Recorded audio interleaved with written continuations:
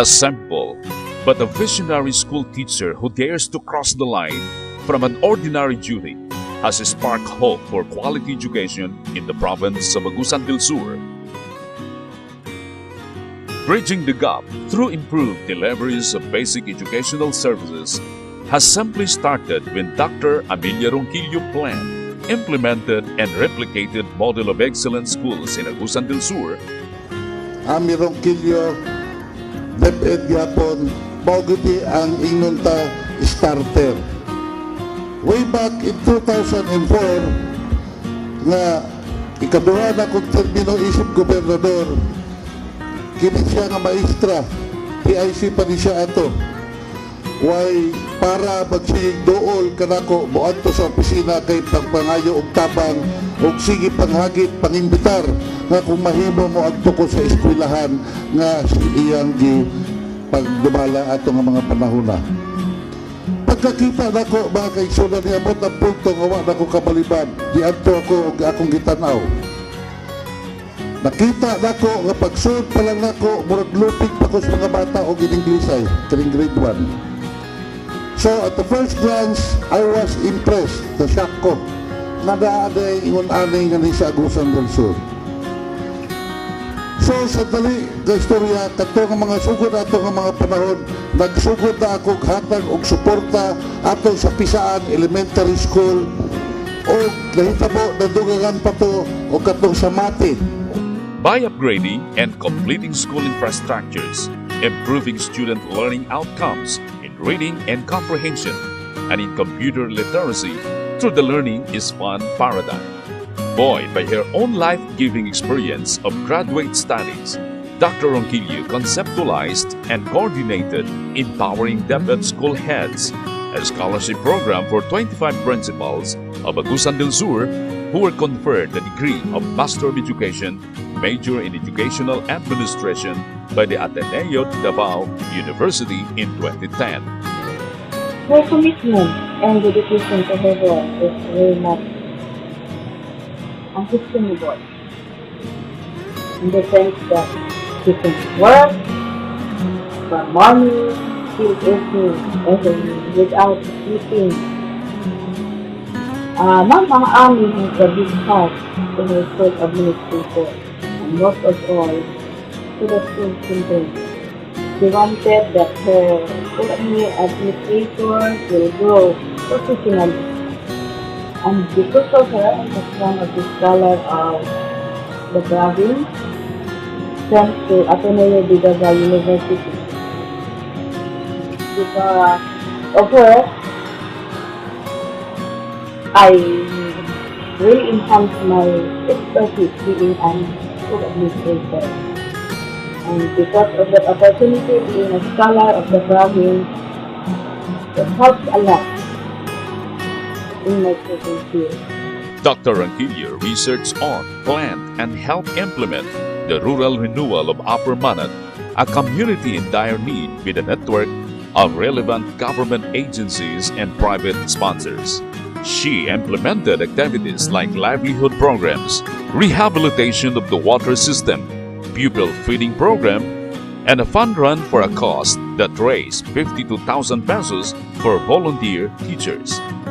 She also established coordination work with agencies such as the Provincial Local Government Unit, Bureau of Fisheries and Aquatic Resources, sourcing of funds like the 18,000 pesos for the water system, 5,000 pesos for planting materials, 2,000 pesos for each feeding activity. A lover of books and a firm believer of lifelong learning, Dr. Ronquillo facilitated and assisted in the establishment of 3 floating libraries in Agusan Mars that cost 2 million pesos. Dako kayo akong magpasalamat kang Ma'am Ami Ronquillo sa iyong presensya, sa iyong pag-adto dito sa maong tulunghaan. Kay tungod iyang ipakita dito sa mga kabataan nga kinahanglan gyud ang pagtulungan, hilabi na sa pagbasa. Iyang gitudloan ng mga bata dito kung unsa ang mga angay buhaton o lambuon sa ilang kinabuhi.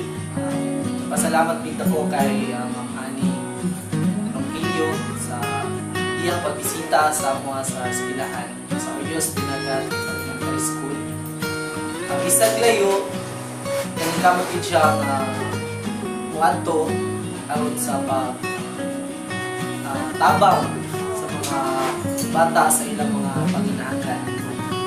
Daghan ko'y nakatunan sa iyaha, hindi lang ang mga bata, kundi ako nakatakon ko sa pamaagi, sa pagtudlo, kung saan pagtudlo sa mga bata, labi na sa kanilang mga kagumay, paingon sa mga grade 6. Dako kong masalamat sa akong mga ani Angkilyo tungod kay yatagan ang mga bata o tahayag sa ilang kinabuhi bisan patuod sa libro lang, pero gamit nila nga usa ka banig sa ilang igdaan sa tanan nilang panginahanglan ang libro. Diha sila nakakaton sa daghan ug dili lang sa mga bata, kami sa daghan nakatunan sa iyang kasibot sa iyang trabaho bisan tuod sa layo siya, bisan sa layo ng area, pero adto gihapon nila, adto niya bisan sa kakapoy, nagihapon siya, malipay gihapon sa pagkakan sa mga bata, katubang nila sa mga bata sa katawhan sa dinagat. Lumang ko ito pagsuloy-suloy kasi ni mga eskwelahan din kaniwan sama din dinagat Orius Elementary School, stadya to Kanlabuhan, sa eskwelahan kanding taming pangandam kasi ini kanding isap tapos taming pamagay tapos pinagi kanding mi facility tapos ikan mga libro na may kabutin tapos ini mga eskwelahan madiyo bisan tuon madiyo sa ini eskwelahan dini pig-abot din tungod kay bidoon gugma din tapos ini mga kabataan aron matagan o mabugadyan kandan to kahayag aron maka tuon kandan dasikan o ilingon to edukasyon. So madugit pagpasalamat na kay Ma'am Rogelio na may kabot init siya nagyuman na pinakadiyo ng eskwelahan kandin tumigbogoy to si kabataan to kadasig aron matuman si kang pangandoy taon kasi ng mga kabataan ng madiyot eskwelahan. So pasalamat ko kay Ma'am Ami Rogelio to si kan dininoon no pagtrabaho to pagtabang to si ini mga lumati to si ini mga madiyot na lugar. Kuna og kabayluhan sikan pagtabang ni ito kwarta. Madali sa pasalamat noy kandi bisan kuna kandi niluman nigtabang para kapangandoy no og karespetuhan padong karespetuhan ni sa ni panguluman ng mabugadan To upgrade daycare centers and kindergarten classes in the province, Dr. Ronquillo had authored the proposal Strengthening Early Childhood Care Education or SEED in Agusan del Sur. She led in the implementation and networked with DepEd and Department of Social Welfare and Development. Dr. Ronquillo has always been a reading advocate from the time she was a teacher, then became a principal and then as a district supervisor. She has championed book reading with her tireless work of training teachers in innovations in teaching reading. So may ang red is that kind of color, nice puti, nice brown. So this is one of the kind. And then, tanawa. They are one family. Saput sila kapamilya. Among her initiatives are Reading the School Power, Reading Summer, and Book Talk, as well as seminars on structured reading activities and strategies.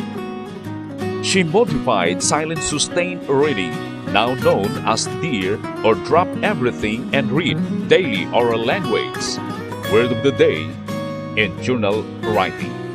Dr. Amelia Ronquillo solicited books worth 500,000 pesos from Books for the Barrios Incorporated, USA through the provincial local government unit, which were distributed to many libraries. Dr. Ronquillo had also sought the participation of stakeholders, including the Philippine National Police, the municipal LGU, business sector, and the church.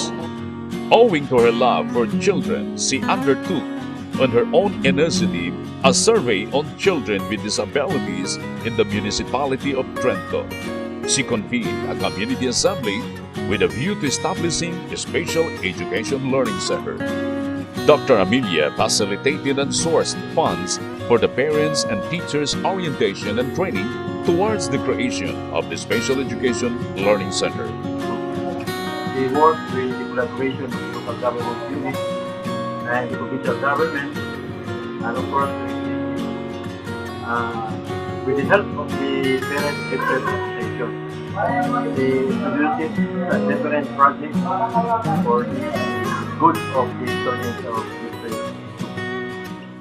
As a result, DepEd officially recognized the Special Education Learning Center in Trento, Agusan del Sur in June 2011.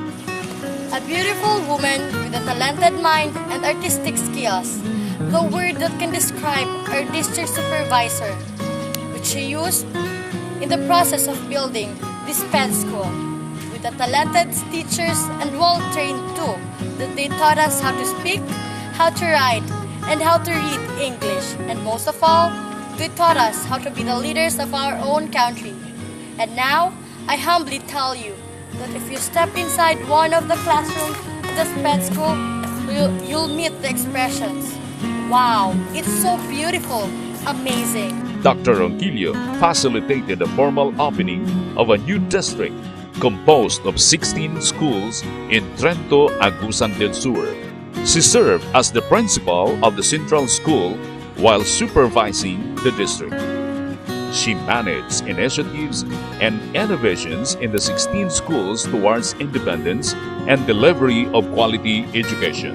She's brilliant in the sense that she made or introduced many innovations, especially in the field of reading.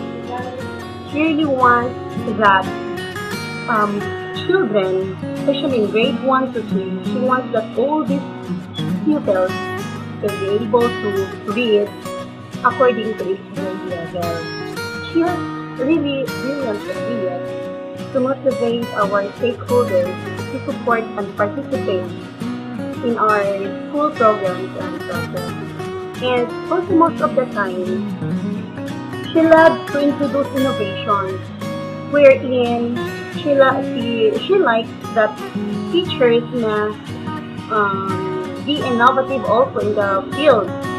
She loves to observe classes that teachers who are applying new strategies in teaching like fun learning, cooperative learning, or some innovations that are introduced in the classroom. Really, Teacher Annie is brilliant. She's intelligent, and she never fails to support her teachers in different schools.